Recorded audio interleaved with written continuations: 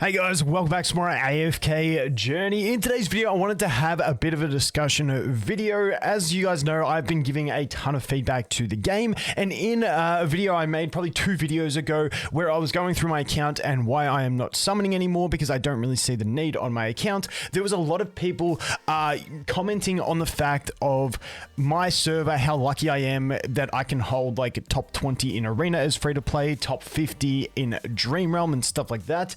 And I wanted to have a discussion around the server-based system, but not just the server-based system, because be warned, it's something I personally like, but around the rewarding system based on rankings. I think the server-based system is a great system, but the reward system that they've implemented is very crippling for some players.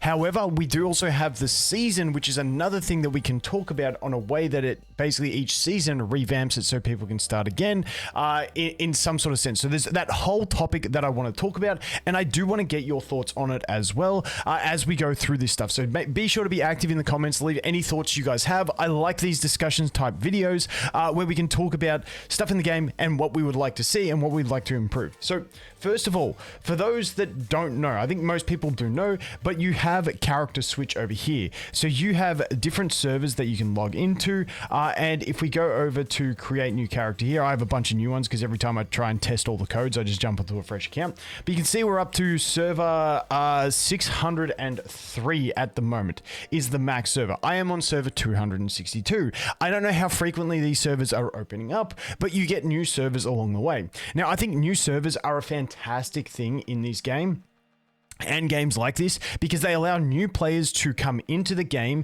and then the people you compete with in Arena are people that started on your server, so you're not trying to catch up to where all the other people were from so long ago. Now, we do have things like Supreme Arena, which does base itself on a larger group of servers, but they are still servers that were created close to you as well. So in that sense, I do think the server system is great. I personally right now am having a ton of fun in AFK Arena. If we go over here, I've started a new account 2 weeks ago inside AFK Arena. It's the most fun I'm having at the moment in any game. If you see here, I always put stupid names, but my name is needed name for Arena. And you can see I'm equal rank 1 in the AFK. This is basically AFK stage progression or campaign, whatever you want to call it. And then if we go to the Arena of Heroes, I'm rank 1 in the Legends Challenger, which is the kind of like the Supreme Arena, and I'm rank 1 in Standard Arena. You can compete in these server games when you start a fresh account, and that is what I absolutely love. So for a new player experience coming in,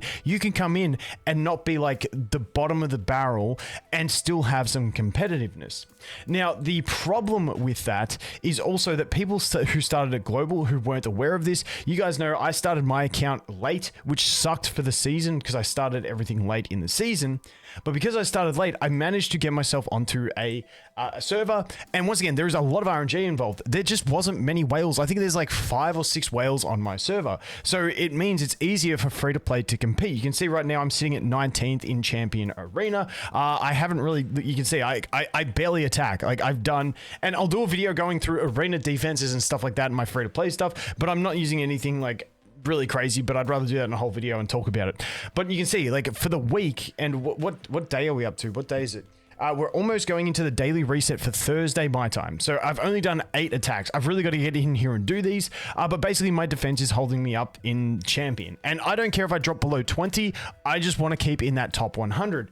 And then if we go over to the Dream Realm, you can see because I started on a later server, I might rank 45 on my server. Now, before the season, because I got shafted at the start of the season, I couldn't play as much and I lost. I was aiming around top 20 before the season started. So the new server experience is a great one for new players. I think it's fantastic. The problem is players who started at global launch get absolutely shafted because they are on the busiest, most whale-induced servers ever.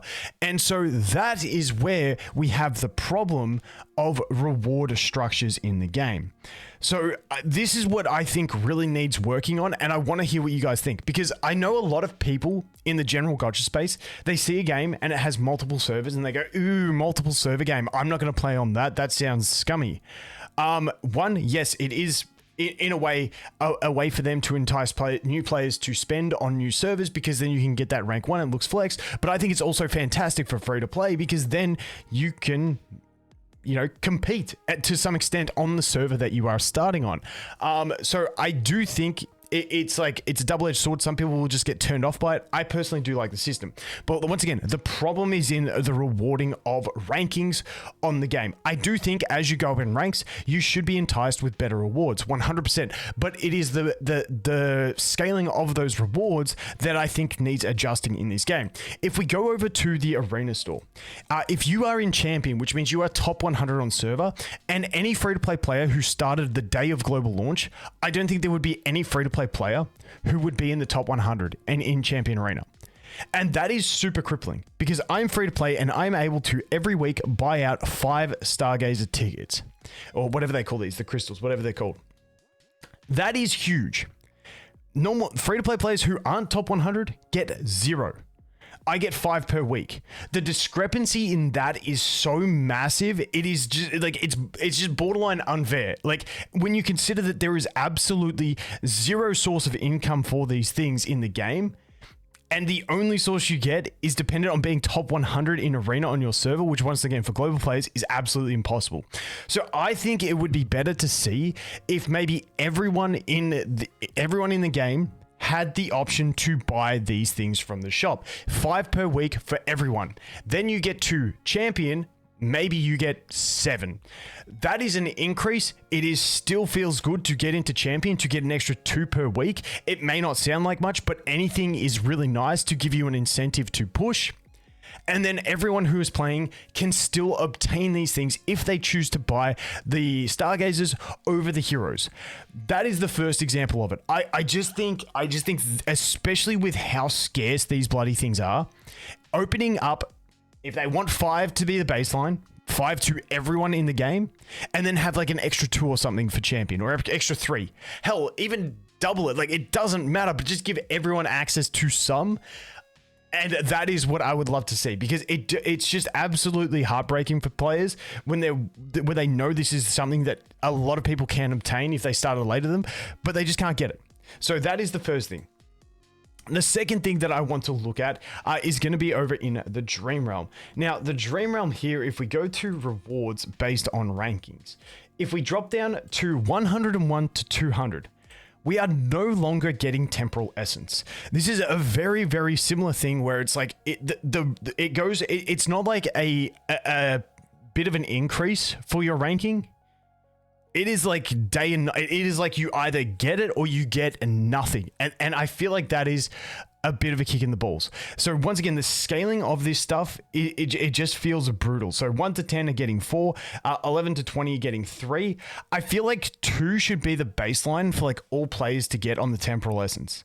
And then you can have this increase from, maybe like make it like all players from 51 and beyond get 2, maybe then 11 to 50 get 3, and then 1 to 10 get, hell, give them 6 and give that massive flex value for them, because I mean, these are going to be spenders who are spending to get it anyway, so I don't care how much you give them. Like, you can give them whatever you want, but I think the scaling difference in the reward structure is the problem, because yes, down here you do still get your what are they called, the title essence, but you need Temporal Essence for a lot of people, a lot of characters' exclusive equipment, and having no regular source of income just because you're a bit lower in the ranks, I think is a little bit kicking the balls-ish. So I would love to see that that scaling change.